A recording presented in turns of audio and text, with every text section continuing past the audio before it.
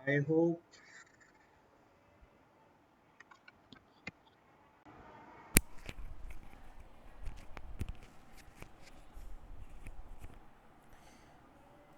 Hello, welcome back. I hope आप सबने notes बनाई हैं, प्रॉपरली सॉल्व करना है। आज हम देखेंगे इलस्ट्रेशंस।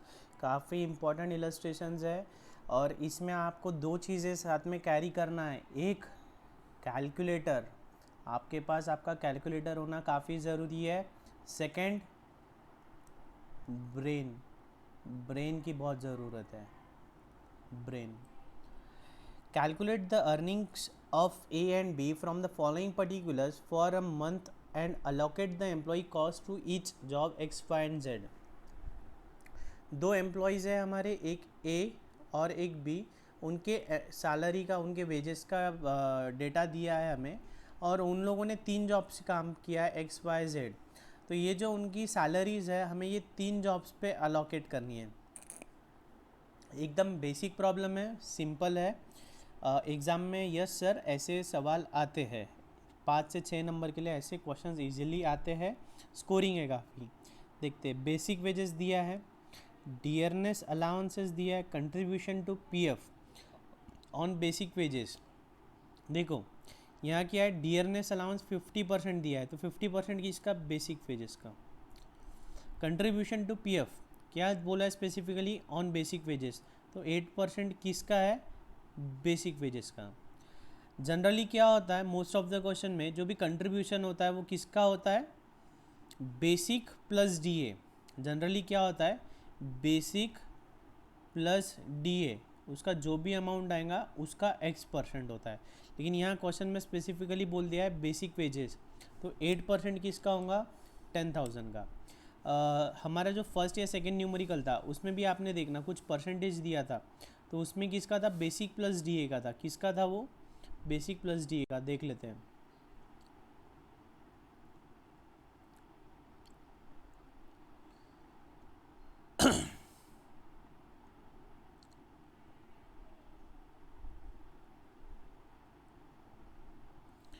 बेसिक प्लस डीए कोई तो भी एक न्यूमेरिकल में हमने किया था ऐसा, बेसिक प्लस डीए का।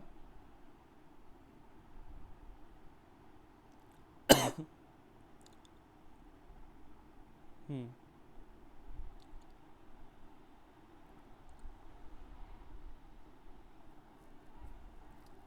ये फर्स्ट न्यूमेरिकल में हमने किया था शायद, कुछ परसेंटेज वगैरह निकाला था। एम्प्लॉयज़ कंट्रीब्यूशन 1200 क्या था, क्वेश्चन में बोला था 20% off salary and D A. देखो salary and D A, 90% cases में salary plus D A, salary मतलब बेसिक प्लस डी ए होता है। लेकिन इस क्वेश्चन में हमें स्पेसिफिकली बोल दिया है कि of D A, sorry of 8% of basic. क्या बोला है, 8% ऑफ बेसिक। तो हमें 8% किसका लेना है, सिर्फ बेसिक वेजेस का, सिर्फ बेसिक वेजेस का।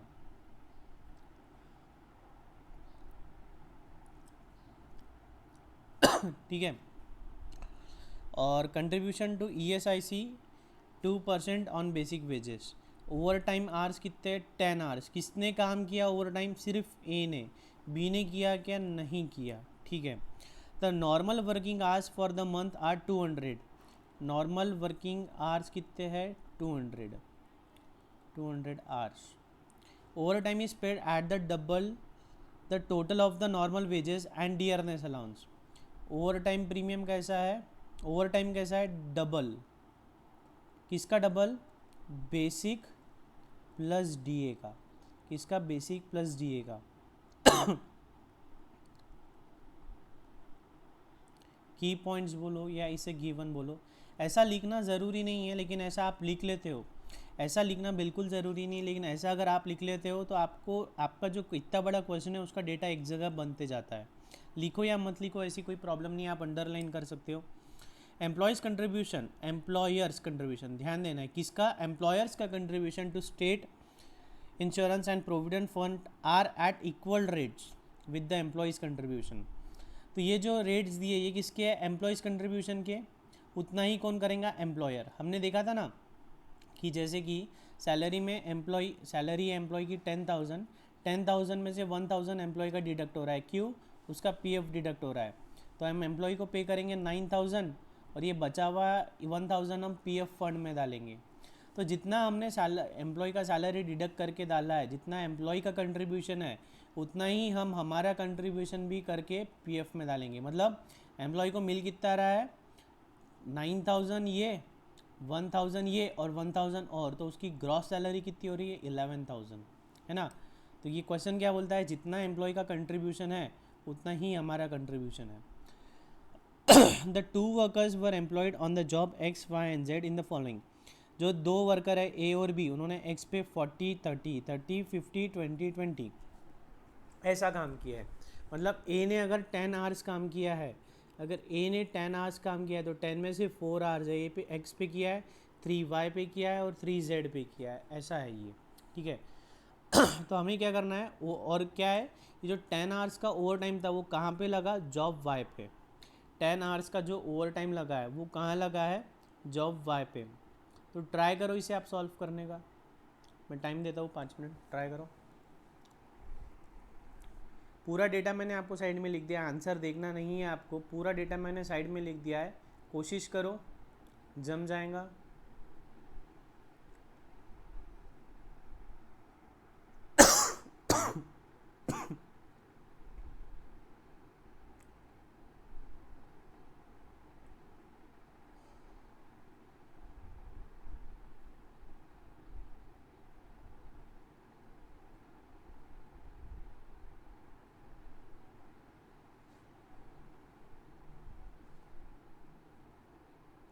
अभी आपने रफ में किया तो भी चलेगा, कोई दिक्कत नहीं, लेकिन ट्राई करो एक बार, आपका ब्रेन अप्लाई करो उस पर, कैसा है क्या है। एक काम करते हैं, मैं आपको सॉल्यूशन बताता हूँ, लेकिन आप अपने आप से चीटिंग मत करो। आप वीडियो को पॉज करो, आप वीडियो को पॉज करके एक 10 मिनट्स लो, 10 मिनट्स में आप उसे सॉल्व करने की कोशिश करो, 10-15 जितना भी जिसको जैसा समय लगता है, ऐसा पॉज करके उसका आंसर आप खुद निकालने की कोशिश करो। वो आंसर भले ही सही हो या गलत हो, दोनों में आपका ही फ़ायदा है। सही है तो वेल एंड गुड, गलत है तो आपका ब्रेन स्टॉर्म हुआ, ठीक है, आपने ब्रेन लगाया और आपको समझ में आएगा कि क्यों गलत हुआ, और आपको वो रीज़न समझ में आ गया कि आपने क्या गलत किया है, तो ये वाला प्रॉब्लम लाइफ टाइम आपके ब्रेन में फिट हो गया, लाइफ टाइम आपके ब्रेन में फिट हो गया। ये कोई सेंस नहीं बनता है कि क्वेश्चन मैंने पढ़ा, मैंने क्वेश्चन समझा दिया और तुरंत उसका आंसर सॉल्व कर दिया। इससे क्या होगा, आपको समझ में सब आ जाएगा, लेकिन एग्ज़ाम में लिखते नहीं आएगा, खुद होके करते नहीं आएगा, एग्ज़ाम में मैं नहीं रहूँगा।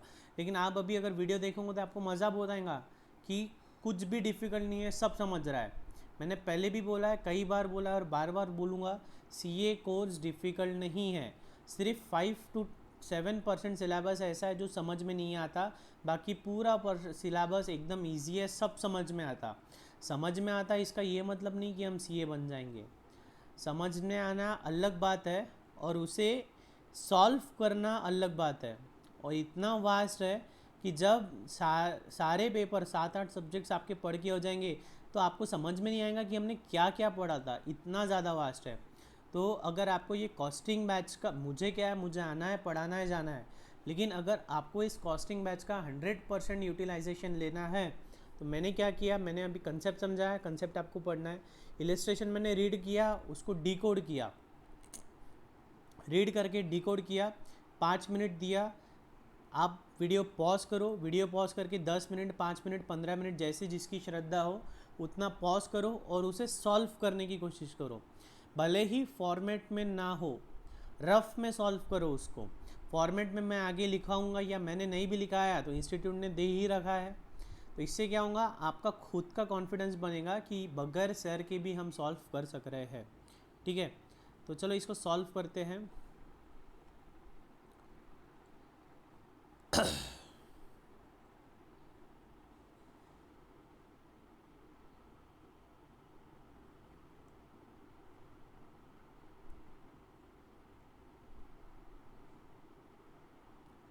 ठीक है, आंसर देखना नहीं है आपको, पहले आपने कोशिश करके सॉल्व किया है, वीडियो आपने अभी रिज्यूम कर लिया। आई होप तीनों का, सभी का आप सभी का आंसर सही आया है, बस आप चेक करिए कि मैं सही करता हूँ या नहीं। आपका तो आंसर सही आया है, बस अब आप ये चेक करिए कि रौनक सर सही करते हैं या नहीं, ठीक है। तो इसे हम प्रॉपरली कैसा प्रेजेंट करेंगे, हम लिखेंगे statement showing computation of effective hourly wages. Sorry, क्या क्वेश्चन है, क्या कैलकुलेट करना है हमें, कैलकुलेट द अर्निंग्स। हमें ए और बी की क्या करना है, अर्निंग्स निकालनी है। हमें ए और बी की अर्निंग्स निकालनी है, तो क्या करेंगे हम बनाएंगे statement showing earnings of A and B, ठीक है। Statement showing earnings of A and B, हमें दो कॉलम बना लेने पड़ेंगे, एक ए का और एक बी का, ठीक है, एक ए का और एक बी का, ए एंड बी, ठीक है। अब जो जो हमें डेटा दिया है वो डेटा हमें लिखते जाना है। तो हमें क्या दिया है, पहले बेसिक वेजेस, इसे नंबर देते जाना है, ए बेसिक वेजेस। बेसिक वेजेस कितना दिया है, 10,000 एंड 16,000। बी मैं ए का करके बता रहा हूँ, बी का आपको लिखना है, कितना है बेसिक वेजेस 10,000। बाद में बी हमें क्या दिया है, डियरनेस अलाउंस, आपको पूरा लिखना है डियरनेस अलाउंस, डी ए नहीं चलेगा, ब्रैकेट में लिखना है कितना है, बेसिक कितना है 50% ऑफ बेसिक, 50% ऑफ बेसिक, मतलब कितना हो रहा है वो बेसिक वेजेस, पूरा लिखना है 50% ऑफ बेसिक वेजेस, कितना हो रहा है वो 5,000, कितना हो रहा है 5,000। सी बाद में क्या है, contribution, contribution to provident fund है, कंट्रीब्यूशन टू ईएसआईसी है, और बाद में दिया है ओवर टाइम आवर्स दिया है। तो हम क्या करते हैं, एक बार पहले ओवर टाइम कैलकुलेट कर लेते हैं। सी में हम लिखते हैं over time wages, over time के वेजेस कितने हैं वो लिख लेते हैं। तो ओवर टाइम के वेजेस कहाँ से लिखेंगे, हमारे पास है क्या, नहीं, वर्किंग नोट 1 बना लेते हैं। क्या करते हैं, वर्किंग नोट 1 बना लेते हैं। तो ओवर टाइम वेजेस के बारे में क्या बोला है, 10 आवर्स का ओवर टाइम है, और कैसा मिलना है, double the total of normal wages and dearness allowances. हमने क्यों किया, देखो हम अभी यहाँ पे सी में क्या ले सकते थे, contribution to PF, contribution to ESIC, लेकिन हमें फिर आगे ओवर टाइम भी लेना है। ओवर टाइम के लिए क्या बोला है, डबल किसका, नॉर्मल वेजेस, मतलब किसका, इसका और इसका डबल। तो हमें इन दोनों का सम चाहिए, तो इसलिए हम इसे यहीं रुका देते, यहाँ पे लिख देते 15,000, और सी पॉइंट हम ले लेते ओवर टाइम वेजेस। तो उसके लिए हम बना लेते हैं वर्किंग नोट। उसके लिए हम क्या करेंगे, एक वर्किंग नोट बना लेंगे। वर्किंग नोट में क्या होगा,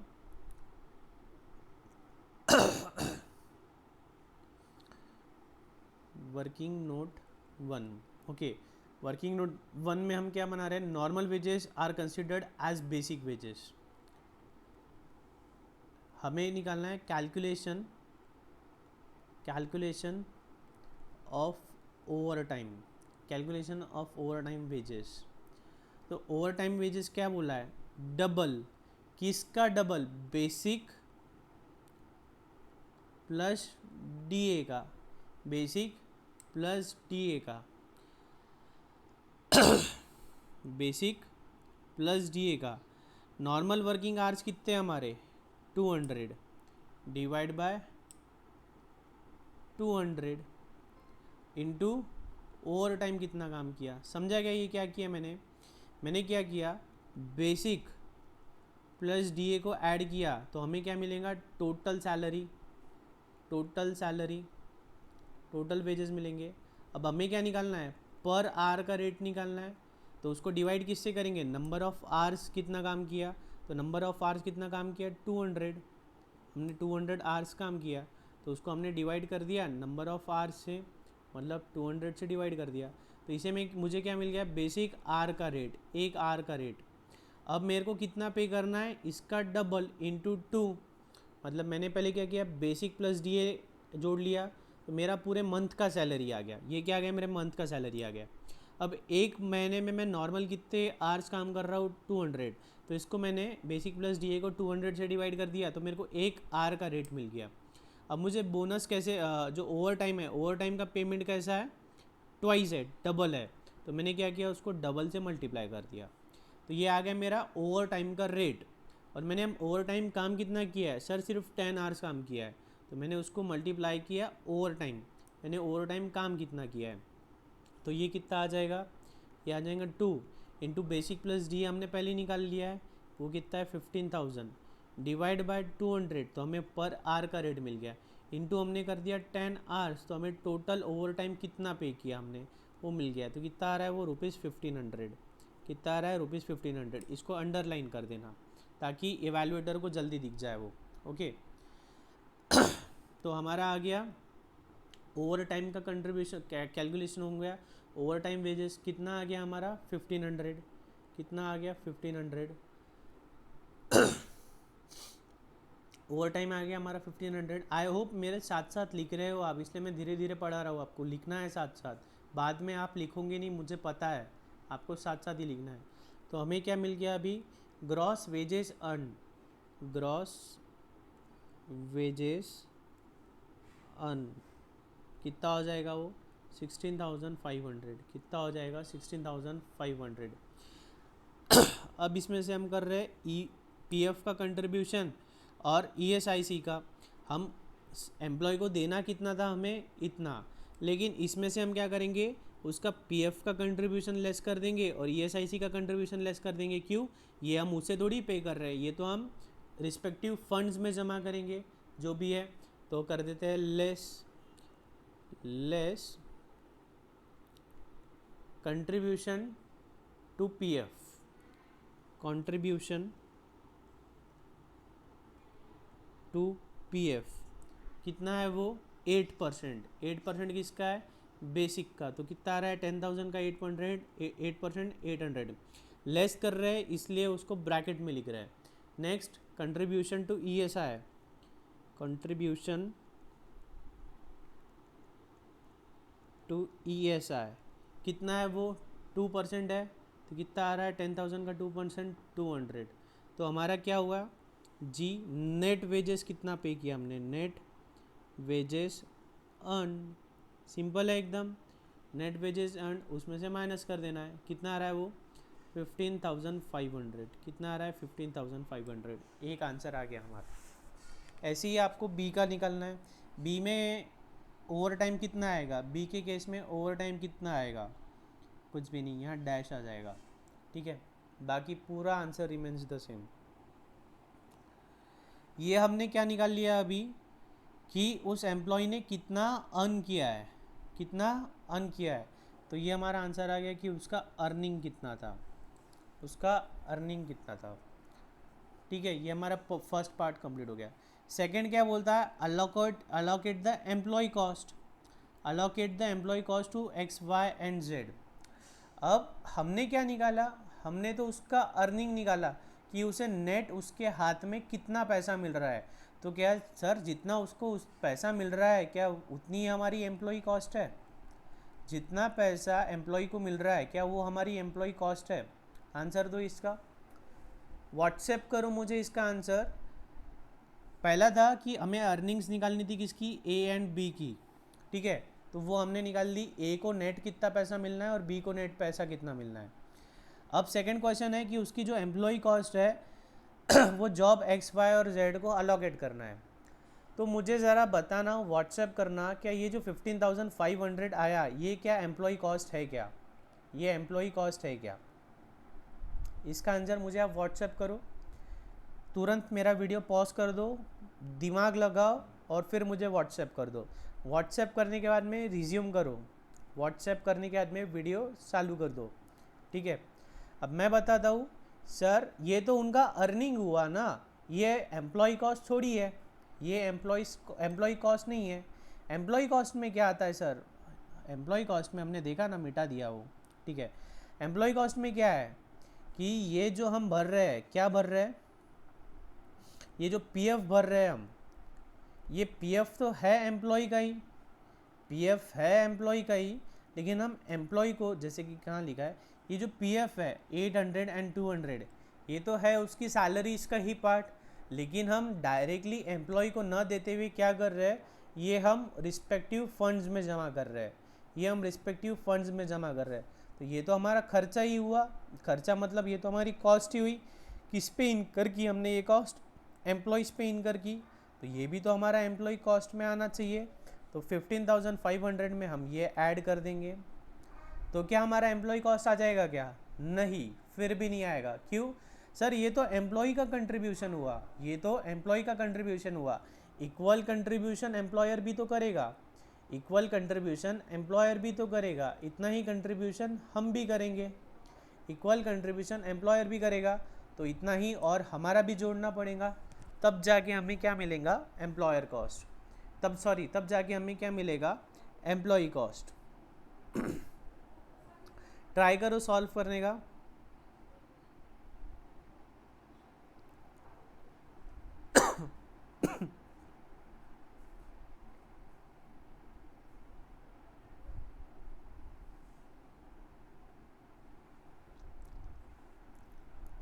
देखो,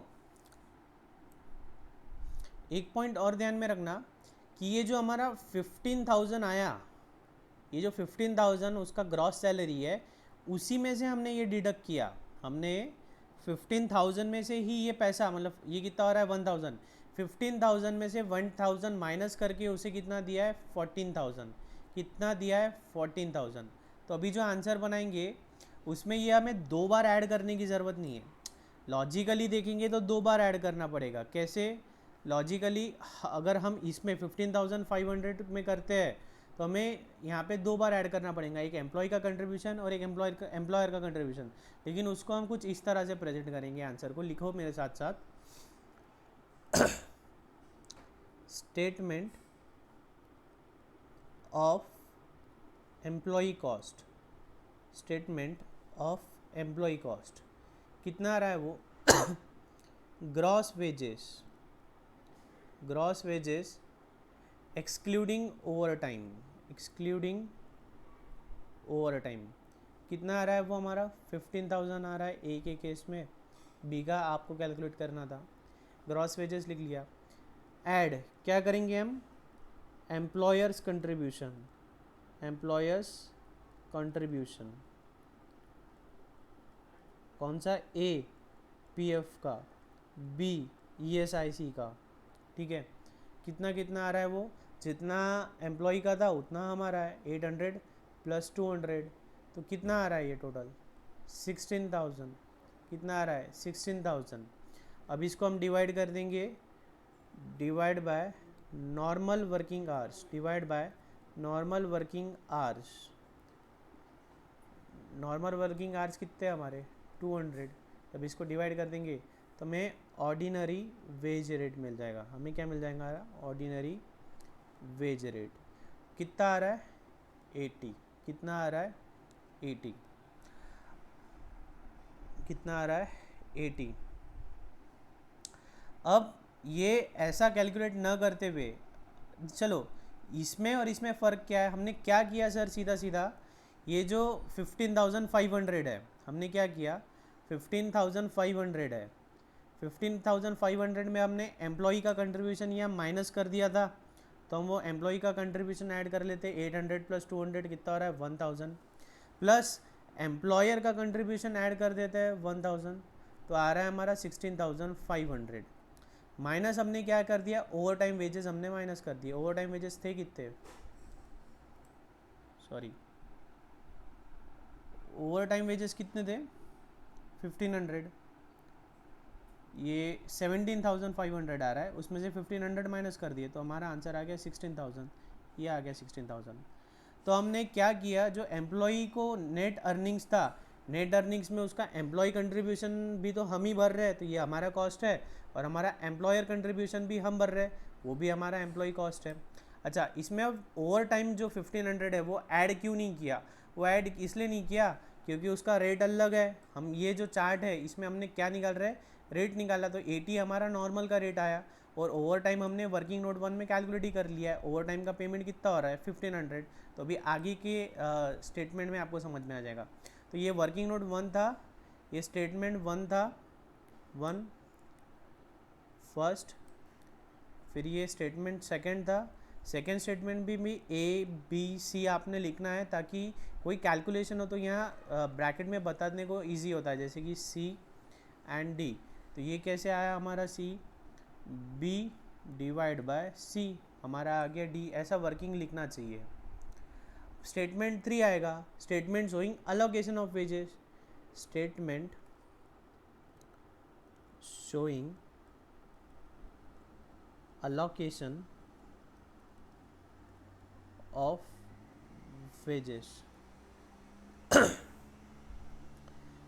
वर्कर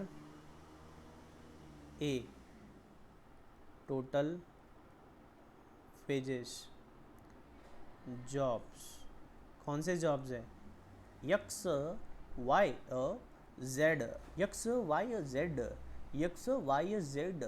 फॉर्मेट प्रॉपरली निकाल लो, स्केल से निकालो, पेंसिल से निकालो, हाथ से नहीं निकालना है। स्केल पेंसिल का उपयोग करिए कृपया, यात्री कृपया ध्यान देवे, स्केल और पेंसिल का उपयोग करेगी।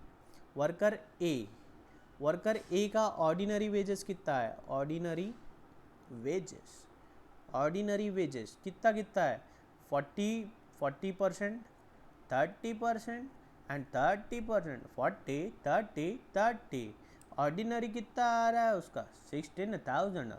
कॉस्ट कितनी आ रही, हम क्या कर रहे हैं, एम्प्लॉई कॉस्ट, एम्प्लॉई कॉस्ट को हम अलोकेट करते, हम एम्प्लॉई कॉस्ट को अलोकेट करते जी। तो एम्प्लॉई कॉस्ट आ कितनी रही है, एम्प्लॉई कॉस्ट आ रही है 16,000, कितनी 16,000। उसको 40 30 30 में अलोकेट करना है, कितना है 6400 4800 4800। And now what about the overtime? Overtime is 1500, overtime is 1500। Working note 1 किसे का दूँ, अगेन 40 30 30, क्या बोलती है पब्लिक, 40 30 30। नो सर, किस पे है वो, पूरा का पूरा वाय पे है, पूर्ण वायला देऊन टाका साहेब, पूर्ण ओव्हरटाईम वायला देऊन टाका।